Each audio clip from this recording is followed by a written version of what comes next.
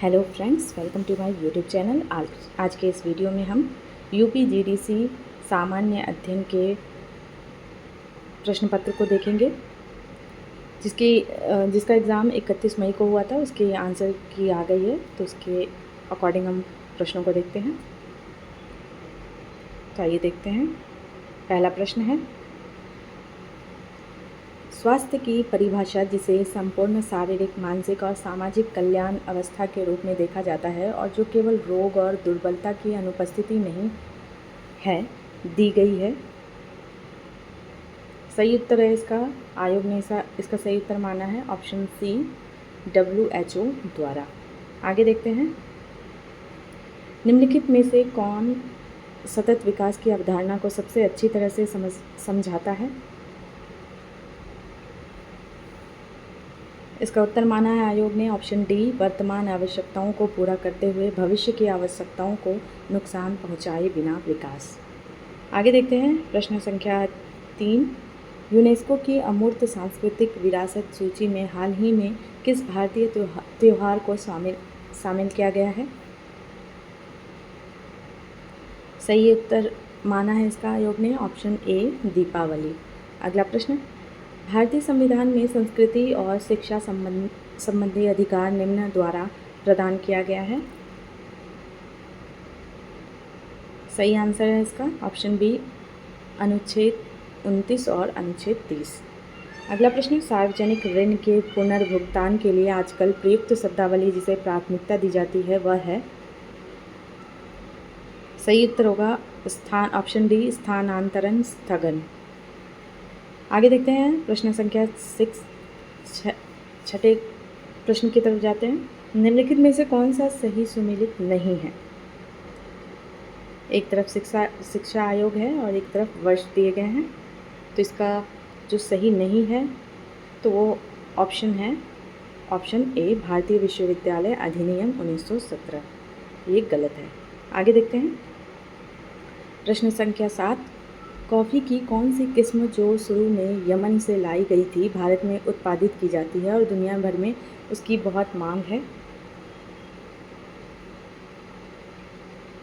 सही उत्तर है option D, arabica. आगे देखते हैं, भारतीय राष्ट्रीय कांग्रेस का पहला अधिवेशन कब और कहाँ हुआ तथा इसमें कितने प्रतिनिधियों ने भाग लिया? सही उत्तर है ऑप्शन ए, दिसंबर 1885, बम्बई। 72 प्रतिनिधि ने भाग लिया। आगे देखते हैं, अंतर्राष्ट्रीय अंतरिक्ष स्टेशन की यात्रा करने वाले पहले भारतीय अंतरिक्ष यात्री हैं?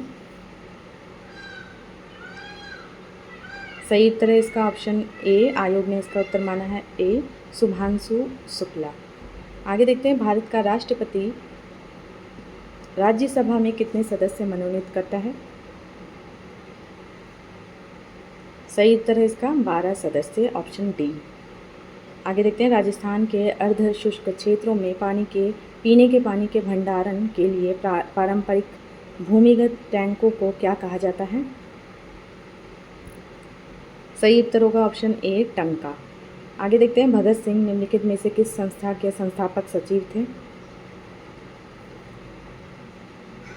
सही उत्तर है पंजाब नौजवान भारत सभा। आगे देखते हैं प्रश्न संख्या 13, निम्न में से कौन सा एक सुमेलित नहीं है? इसका सही उत्तर होगा ऑप्शन ए, 74वां संविधान संशोधन अधिनियम, केंद्र राज्य संबंध। ये गलत है। आगे देखते हैं, ग्रीन हाउस प्रभाव हरित गृह प्रभाव के लिए कौन सी गैस जिम्मेदार है? सही उत्तर है इसका ऑप्शन डी, कार्बन डाइऑक्साइड। अगला प्रश्न, संयुक्त राष्ट्र जलवायु शिखर सम्मेलन COP30 कहाँ संपन्न हुई?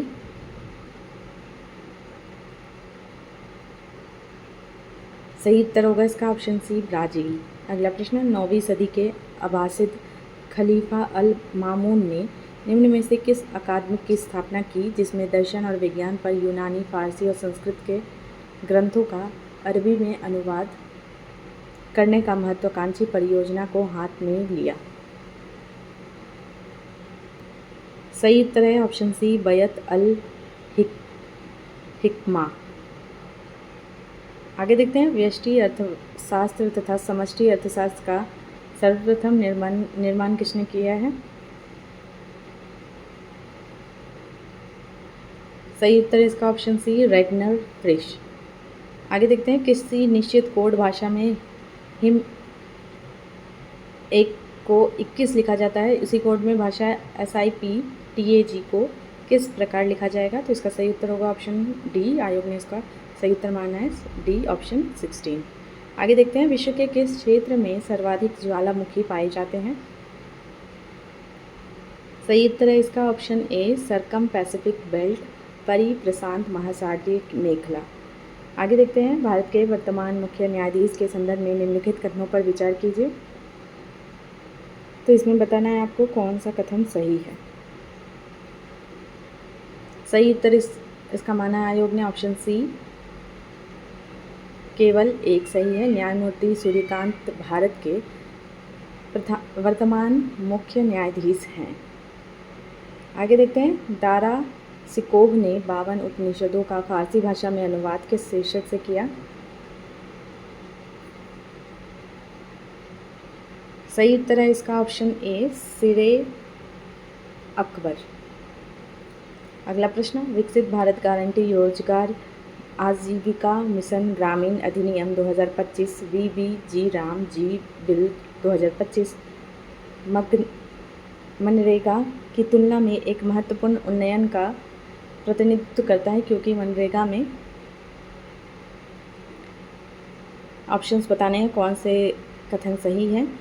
तो इसका सही उत्तर होगा ऑप्शन ए, उपरोक्त सभी संरचनात्मक कमजोरियां, ग्रामीण रोजगार बढ़ाने में असमर्थ, पारदर्शिता और योजना का अभाव, जवाबदेही का अभाव। आयोग ने इसका ऑप्शन ए सही माना है।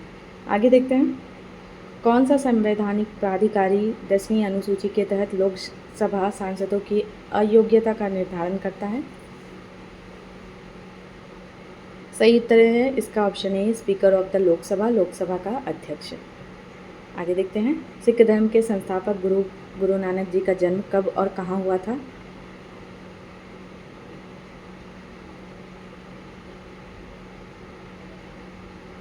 सही उत्तर है ऑप्शन डी, 1489 तलवंडी। अगला प्रश्न, मिसेज यूनिवर्स का ताज जीतने वाली प्रथम भारतीय महिला है? सही उत्तर होगा इसका ऑप्शन बी, शेरी सिंह। अगला प्रश्न देखते हैं, पृथ्वी की उत्पत्ति से संबंधित निहारिका परिकल्पना किसने प्रस्तुत की? सही उत्तर है ऑप्शन सी, लाप्लास। आगे देखते हैं, निम्नलिखित भारत के प्रधानमंत्री को उनके कार्यकाल के काल क्रमानुक्रमिक क्रम में व्यवस्थित करें। तो इसका सही उत्तर आयोग ने माना है ऑप्शन डी, 1 2 4 3। चरण सिंह, पीवी सिंह, फिर उसके बाद आएगा PV नरसिम्हा राव, उसके बाद HD देवे गौड़ा। अगला प्रश्न, नीचे दो कथन दिए गए हैं जिसमें से एक को अभिकथन ए तथा दूसरे को कारण आर कहा गया है। अभिकथन ए, खादर मिट्टी बांगर मिट्टी की तुलना में अधिक उपजाऊ होती है। कारण आर है, खादर नई जलोढ़ मिट्टी है जिसमें महीन कणों की सांद्रता अधिक और कंकड़ ग्रंथियां कम होती हैं। नीचे दी गई कूट में सही उत्तर का चयन करना है। तो इसका सही उत्तर माना है आयोग ने ऑप्शन सी, ए आर दोनों सत्य हैं और आर ए की सही व्याख्या करता है। आगे देखते हैं, जब लेड नाइट्रेट पाउडर को एक क्वेथन नली में गर्म किया जाता है, भूरे रंग की फ्यूम्स निकलती है। ये फ्यूम्स हैं When lead nitrate powder is heated in a boiling tube, brown fumes are evolved.